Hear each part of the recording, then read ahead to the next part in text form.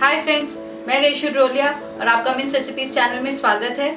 आपने मेरे वेज मोमोज की रेसिपी को बहुत पसंद किया, इसके लिए बहुत बहुत शुक्रिया। पहले मैंने मोमोज की फिलिंग के लिए वेजीज का इस्तेमाल किया था, लेकिन आज हम डालने जा रहे हैं उसमें चीज़ एंड कॉर्न। तो चलिए अब हम चीज़ कॉर्न मोमोज बनाते हैं।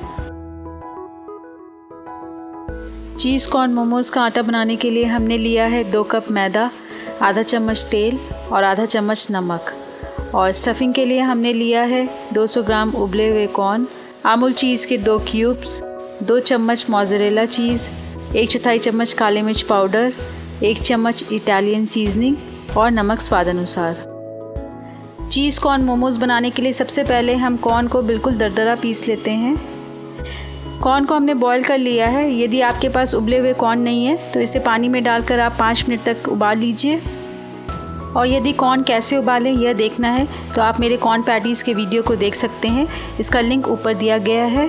तो इस तरीके से कॉर्न को हम ग्राइंडर में डाल देते हैं और इसे बिल्कुल दरदरा पीस लेते हैं।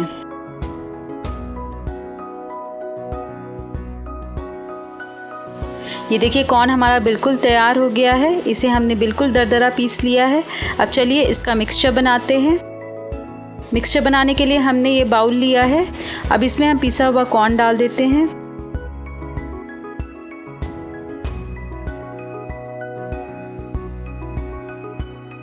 अब इसमें आप प्रोसेस चीज़ डाल दीजिए। चीज़ को हमने ग्रेट कर लिया है और हम मोज़रेला चीज़ भी डाल देते हैं। आप चीज़ की मात्रा को अपनी इच्छा अनुसार घटा बढ़ा सकते हैं, जैसा खाना पसंद करते हैं। अब इसमें हम काली मिर्च पाउडर डाल देते हैं। स्वाद अनुसार नमक डाल दीजिए और लास्ट में इसमें हम इटालियन सीजनिंग डाल देते हैं। अब सभी मसालों को हम अच्छी तरीके से मिक्स कर लेंगे।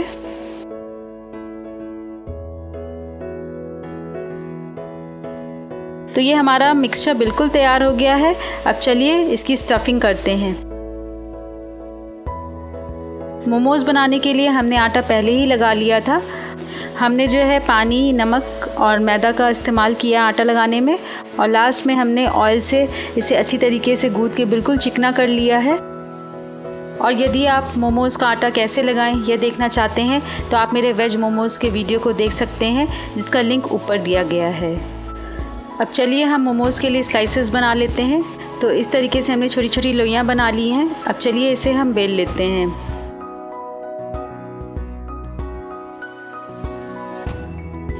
तो बेलन की सहायता से हम इसे बिल्कुल पतला बेल लेंगे और ध्यान रहे कि इसे किनारे पतले होने चाहिए और बीच से रोटियां हल्की मोटी होनी चाहिए। तो आप इसे किनारे को बेलकर अच्छी तरीके से पतला कर लीजिए।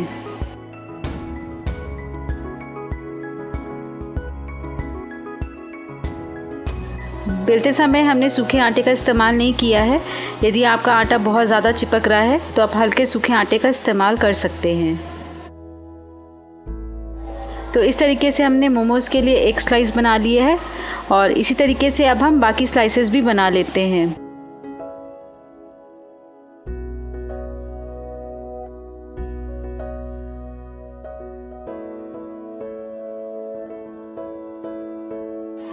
ये देखिए हमने सभी स्लाइसेस बना लिया है।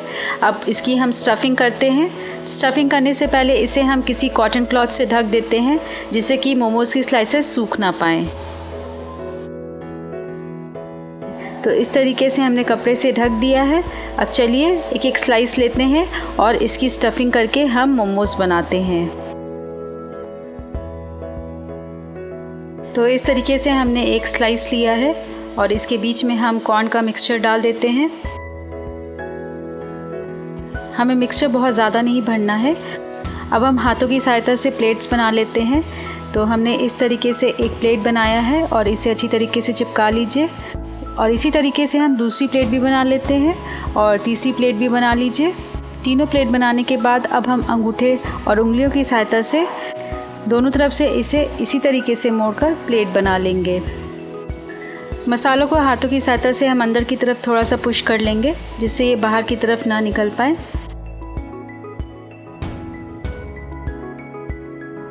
और इस तरीके से इसे लास्ट में बिल्कुल सील कर लीजिए।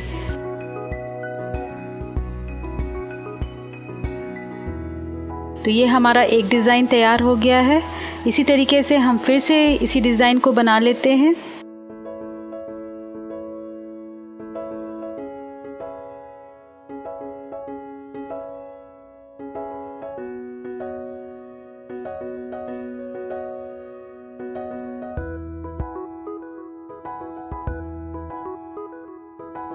चलिए अब हम दूसरा तरीका देखते हैं।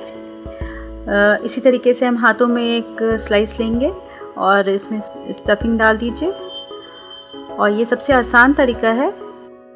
अब इसमें हम एक कॉर्नर से इस तरीके से चिपकाएंगे। ये हमारा एक कॉर्नर बन गया, और फिर अब हम ट्रायंगल शेप देना है, तो इस तरीके से हम ऊपर वाले पार्ट को बीच में लाकर चिपका देंगे, और इस तरीके से दोनों साइड्स को हम चिपकाएंगे। सबसे ध्यान रखने वाली बात है कि मोमोज़ के जो कॉर्नर्स हैं वो अच्छी तरीके से सील होने चाहिए। यदि कॉर्नर्स सील नहीं हो रहे हैं तो आप इसमें थोड़ा सा पानी लगा के इसे चिपका सकते हैं। तो इस तरीके से हमारा ये ट्रायंगल शेप तैयार हो गया। हमारा ट्रायंगल शेप भी तैयार हो गया है। अब चलिए हम एक और डिज़ाइन बनाना सीख लेते हैं। हमने सेम वही कॉर्न का मिक्सचर बिल्कुल बीच में डाला है, और अब प्लेट्स बनाते हैं। तो इस तरीके से हमने छोटी छोटी 3 से 4 प्लेट्स बनाई है, और इसे अब हम ऊपर लाकर दूसरी तरफ से चिपका लेंगे अच्छी तरीके से, और फिर से हम छोटी छोटी प्लेट्स बना लेंगे। इसे हम बिल्कुल छोटी पोटली की तरह शेप देंगे। तो ये हमारा एक शेप और तैयार हो गया है। तो इसी तरीके से आप चाहें अपनी इच्छानुसार डिज़ाइन बनाकर मोमोज़ को तैयार कर सकते हैं। अब चलिए इसे हमें पकाना है। तो जब तक हम और मोमोज़ बनाते हैं, इसी बीच हम पानी को भी गर्म करने चढ़ा देते हैं। तो इस तरीके से हमने पैन लिया है, और पैन में पानी डालकर इसे हम ढककर 2 मिनट के लिए बॉईल कर लेते हैं। हमने एक चलनी लिया है, इसको भी हम ऑयल से ग्रीस कर लेते हैं। हम चलनी में ऑयल चारों तरफ लगा देते हैं, क्योंकि ऑयल लगाने से हमारे मोमोज़ चिपकेंगे नहीं। तो इस तरीके से ऑयल लगा के हमने चलनी भी तैयार कर ली है। ये देखिए हमारे सारे मोमोज़ तैयार हो गए हैं, और पानी भी गर्म हो गया है। अब चलनी के ऊपर हम सारे मोमोज़ को रख देते हैं। ध्यान रहे कि मोमोज़ के बीच में हल्के गैप होने चाहिए, एक दूसरे से सटा ना हो। तो इस तरीके से हमने सारे मोमोज़ को रख दिया है। एक बार में लगभग हमारे 8-10 मोमोज़ तैयार हो जाते हैं। तो चलनी को अब हम पानी के ऊपर रखते हैं। अब इसे हम ढक देते हैं, और मीडियम फ्लेम पर रखकर हम इसे लगभग 5 से 7 मिनट तक पका लेंगे। 5 से 7 मिनट हो गया है। ये देखिए हमारा मोमोज़ बिल्कुल तैयार हो गया है, और ये देखने में भी बहुत ही अच्छा लग रहा है। आप देख रहे हैं कि एक मोमोज़ थोड़ा सा फट गया है। इसका फटने का कारण है कि ये ठीक से सील नहीं हुआ है, इसलिए मोमोज़ को शेप देते समय इसे अच्छी तरीके से सील कीजिए। अब इसे हम सर्विंग प्लेट में निकाल कर टोमेटो सॉस या टोमेटो चिली गार्लिक सॉस या शेजवान सॉस के संग आप सर्व कर सकते हैं। आपको ये रेसिपी ज़रूर पसंद आई होगी। अगर पसंद आई है तो आप प्लीज़ मेरे चैनल को सब्सक्राइब और शेयर करें, और लाइक का बटन दबाना ना भूलें।